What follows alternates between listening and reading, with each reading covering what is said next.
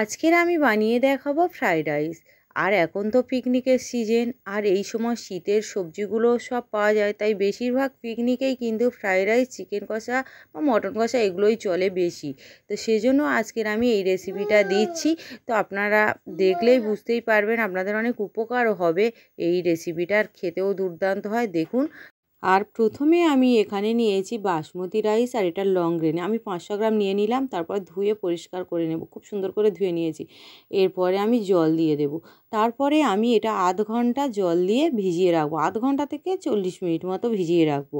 তো এই ফাঁকে আমি একটা মশলা রেডি করব। তার জন্য কড়াই বসিয়ে দিয়েছি, ওর মধ্যে সাব মরিচ আর দুটো জয়িত্রীর ফুল আর 8-10টা ছোটো এলাচ দিয়ে একটু হালকা ভেজে নেব। হালকা ভেজে নেওয়া হয়ে গেলে এটা আমি গুঁড়ো মশলাটা রেডি করে রেখে দেবো। এটা আমি ফ্রাইড রাইসে ব্যবহার করব। এই মশলাটা দিলে কিন্তু ফ্রাইড রাইসের টেস্টটা আরেকটু অন্যরকম হবে। আর এখানে আমি 1 চামচ ঘি দিয়ে দিলাম, একদম পিওর ঘি, আপনারা দেখেই বুঝতেই পারছেন খুব সুন্দর ঘি। আর ওর মধ্যে আমি 2 চামচ মতো তেল দিয়ে দিলাম।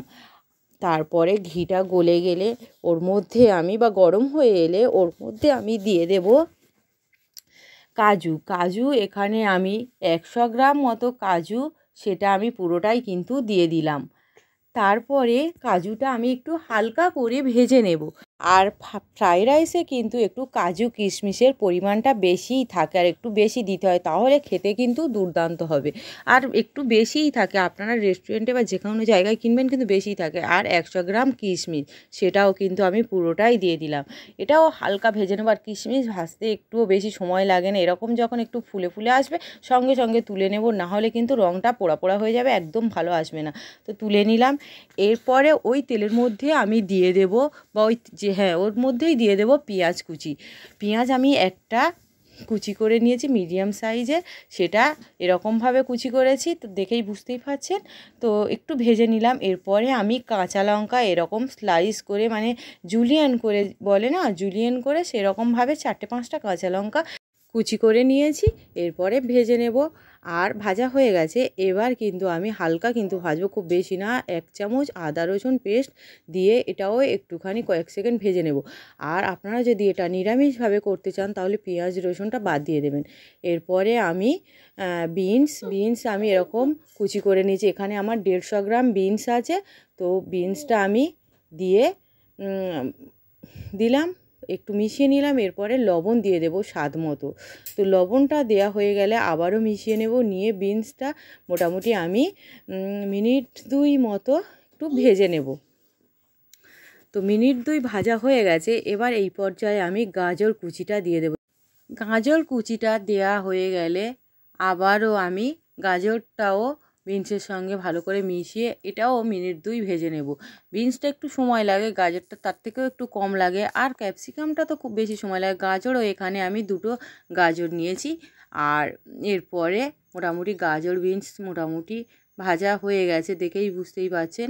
তো এবার আমি ওর মধ্যে দিয়ে দেব ক্যাপসিকামও আমি কুচি করে নিয়েছি একটু লম্বা লম্বা করে, এটাও দিয়ে দিলাম। একটা ক্যাপসিকাম, এখানে আমার প্রায় একটা ক্যাপসিকাম 150-র কাছাকাছি ওয়েট ছিল। আর লবণ একটু দিয়ে দিলাম, যদি কম হয় ওই জন্য। তো তারপরে মিশিয়ে নিলাম। এরপরে একটু সময় ধরে কিন্তু ভেজে নেব। আর গ্যাসে না, কি বলুন তো, চাইনিজ ডিশ তো খুব লো আঁচে ভাজা যায় না, তাহলে টেস্টটা ভালো হয় না। তাই মোটামুটি আমি মিডিয়ামের থেকে একটু বেশি আঁচে কিন্তু এটা ভাজছি। এবার ভাজা হয়ে গিয়েছে, আমি এটা কাজু কিশমিশের ভাজার প্লেটের মধ্যে নিয়ে নিলাম। এরপরে আমি ভাতের জন্য হাঁড়িতে জল বসিয়ে দিয়েছি পরিমাণ মতো। আর ওর মধ্যে গোটা গরম মশলা, এলাচ লবঙ্গ দারচিনি কয়েক টুকরো করে দিয়ে দিলাম কিছুটা। এরপরে আমি ওর মধ্যে দিয়ে দেব তেজপাতা 2-3টে দিয়ে দিলাম। তারপরে দিয়ে দেব ওর মধ্যে লবণ স্বাদ মতো, আবারও লাগলে পরে দিয়ে দেব। আর 1 চামচ মতো সাদা তেল, তাহলে ভাতটা ঝরঝরে হবে আর পরিষ্কার হবে। এবার ওই মানে সবজির মধ্যে 2 চামচ চিনি দিলাম, আর পারলে গুঁড়ো করে দিতে পারেন। আর লবণ 1 চামচ। আর যে মশলাটা ভেজে রেখেছিলাম ওই মশলা থেকে 2 চামচ দিয়ে দিলাম মশলার গুঁড়ো। তো তারপরে একটা স্প্যাচুলার সাহায্যেই কিন্তু মিশিয়ে দিচ্ছি। আর আমার চিনিটা একটু ছোটো দানা, সেজন্য আমি কিন্তু গুঁড়ো করে দিইনি, আপনারা পারলে গুঁড়ো করে দেবেন। আর এই গরম অবস্থায় দেবেন, তাহলে ভালো। তো এরপরে জলটা ফুটে গিয়েছে ভাতের, তো ভাতের চালটা আমি জল ঝরিয়ে নিয়েছি, সেটা দিয়ে দিলাম। তারপরে একটা এরকম হাতার সাহায্যে মিশিয়ে দিলাম। তারপর ঢাকা দিয়ে আমি আর একটু লবণ লাগলো তো দিয়ে দিলাম জলটা চেক করে। তারপর ঢাকা দিয়ে আমি ভাতটা ফোটার জন্য অপেক্ষা করব। তো ফুটে এসছে, এবার একটু ঘেঁটে দিলাম। তারপরে আমি 250 গ্রাম মটরশুঁটির শুঁটির দানাগুলো ছাড়িয়ে নিয়েছি, তো 250 গ্রাম শুঁটি সেটা আমি এই ভাতের মধ্যে দিয়ে দিলাম। তাহলে এক্সট্রা আলাদা করে ভাজার কোনো প্রয়োজন পড়ে না, এর ভাতের মধ্যেই কিন্তু সিদ্ধটা হয়ে যাবে। তো ব্যাস আমি ভাতটা এইভাবে বানিয়ে নিতে থাকবো। তো যেহেতু ফ্রাইড রাইস, তো ভাতটায় যেরকম ভাত মানুষ খায় সেরকমভাবেই বানিয়ে নিলে হবে। বিরিয়ানির মতো যে 80% বা 70% এরকম না। তারপরে একটা বালতির উপরে একটা ছান্তা বসিয়ে দিয়েছি, ভাতের ফ্যানটা বা মাড়টা ঝরানোর জন্য। তো তার মধ্যে ভাতটা ঢেলে দিলাম। এরপরে আমি কি করব, পুরোটা ঢেলে দেওয়া হয়ে গেল। এবার এটা সাইডে রেখে মাড়টা ঝরে যাক। এই সময় আমি গ্যাসের উপরে আবারও কড়াই বসিয়ে দিলাম। এবার কড়াইয়ের মধ্যে আমি 2 চামচ ঘি দিয়ে দিলাম।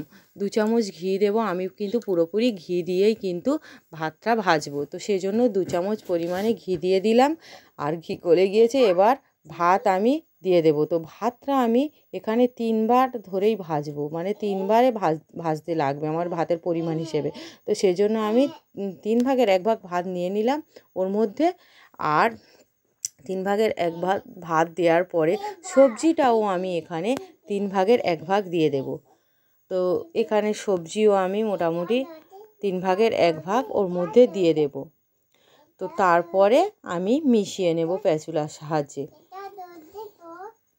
তো এরপরে আমি স্প্যাচুলার সাহায্যে মিশিয়ে নিচ্ছি, দেখুন।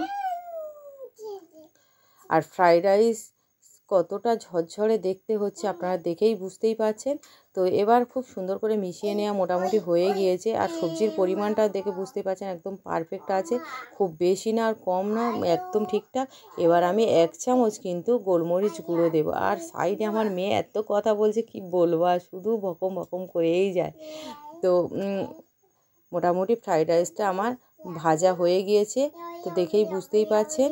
এবার আমি মোটামুটি কি বলবো, গোলমরিচ দেওয়ার মিনিটখানেক মতো ভাজার পরে কিন্তু আমি ফ্রাইড রাইসটা ভাজা হয়ে গিয়েছে। তো এইভাবে 3 বার ভেজে নিলাম। তো তারপরে আমি দেখাচ্ছি, দেখুন প্লেটে মোটামুটি আমি এটা সার্ভ করে দিচ্ছি। তো এইভাবেই কিন্তু আমি ফ্রাইড রাইস বানিয়েছি। তো আপনারা একবার এভাবে বানাবেন, খেয়ে দেখবেন। এই মশলাটা দেওয়ার কারণে ফ্রাইড রাইসের টেস্টটা কিন্তু একটু অন্য রকমের আসবে, খেতে এত দুর্দান্ত লাগবে। আপনারা যদি এই পিকনিকের সিজন, নতুন বছরে যদি এইভাবে ফ্রাইড রাইস বানান, তাহলে কিন্তু প্রত্যেকেই খুব পছন্দ করবে। আর অবশ্যই কেমন হয়েছে সত্যি আমাকে বলবেন। আমার এই রেসিপিটা ভালো লাগলে আমার চ্যানেলকে লাইক, কমেন্ট, শেয়ার ও সাবস্ক্রাইব করে পাশে থাকা বেল আইকন প্রেস করে দেবেন, যাতে আমি পরবর্তী ভিডিও দেওয়ার সঙ্গে সঙ্গে আপনারা সবাই প্রথমেই দেখতে পান। সবাই ভালো থাকবেন, সুস্থ থাকবেন। ধন্যবাদ সবাইকে। আর কতটা ঝরঝরে হয়েছে সেটাও আপনারা দেখেই বুঝতেই পারছেন, আমার বলার অপেক্ষা রাখে না। আর এই ফ্রাইড রাইসের সঙ্গে খাওয়ার জন্য আগামীকাল আমার চ্যানেলে আমি একটা দেশি মুরগির দেশি চিকেন কষা রেসিপি রেডি করে রেখেছি, সেটা দেব, আপনারা প্লিজ দেখবেন।